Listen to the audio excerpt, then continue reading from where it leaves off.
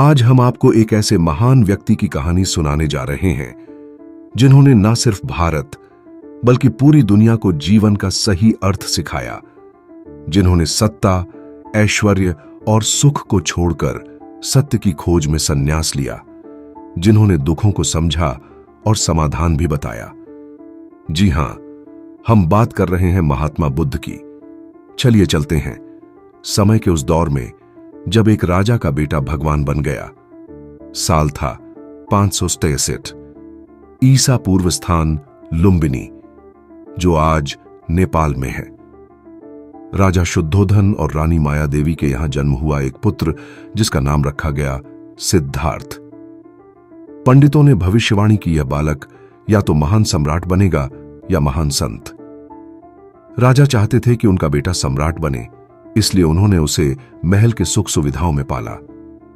सिद्धार्थ को कभी भी संसार का दुख, बीमारी, मृत्यु कुछ नहीं दिखाया गया।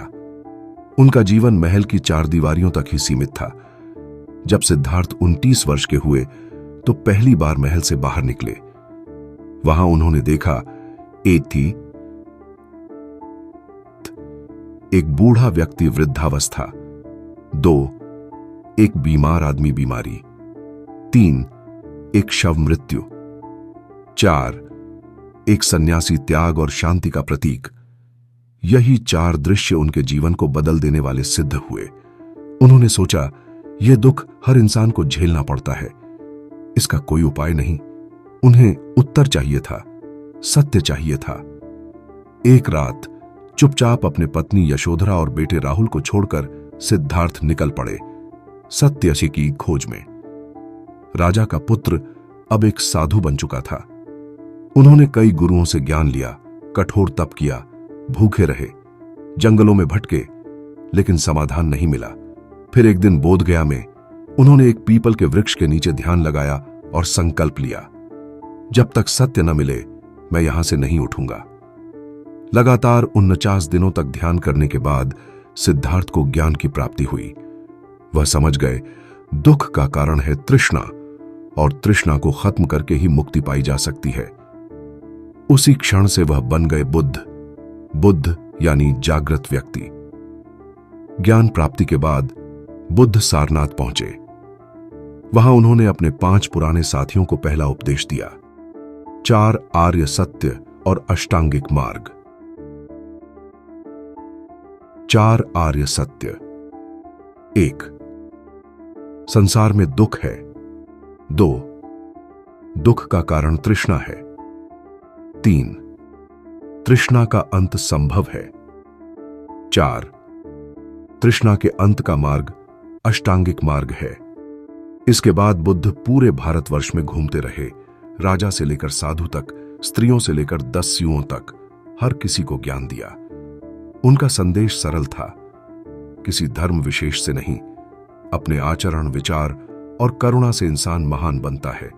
उनकी शिक्षाएं थीं, करुणा रखो, अहिंसा अपनाओ, सत्य बोलो, ध्यान करो, लोभ, मोह और द्वेष को त्यागो। बुद्ध ने जात पात, ऊंच नीच, अंधविश्वास सबका विरोध किया। उनका धर्म, बौद्ध धर्म, केवल आत्मज्ञान और करुणा पर आधारित था। बुद्ध ने 80 वर्ष तक जीवन जिया। कुशीनगर में उन्होंने अपने अंतिम शब्द कहे, हे भिक्षुओं, स्मरण रखो, सभी चीजें नश्वर हैं। श्रम करो, जागरूक रहो और मोक्ष की ओर अग्रसर रहो। फिर उन्होंने महापरिनिर्वाण को प्राप्त किया। आज भी गौतम बुद्ध का नाम विश्व भर में आदर से लिया जाता है। उनकी मूर्तियां जापान, थाईलैंड, चीन, श्रीलंका से लेकर अमेरिका तक में हैं। उनकी शिक्षाएं आज भी उतनी ही प्रासंगिक हैं जितनी कई साल पहले थीं। बुद्ध सिर्फ एक धार्मिक व्यक्ति नहीं थे, वो मानवता के सच्चे पथ प्रदर्शक थे। तो दोस्तों, ये थी गौतम बुद्ध की संपूर्ण कहानी, एक राजकुमार से भगवान बनने तक का सफर। अगर आपको यह कहानी प्रेरणादायक लगी हो तो इस वीडियो को लाइक करें, कमेंट करें कि आपको सबसे ज्यादा क्या सीख मिली, और सब्सक्राइब करें हमारे चैनल बूस्टर बुक, जहां हम आपके लिए लाते हैं ऐसी ही महान आत्माओं की कहानियां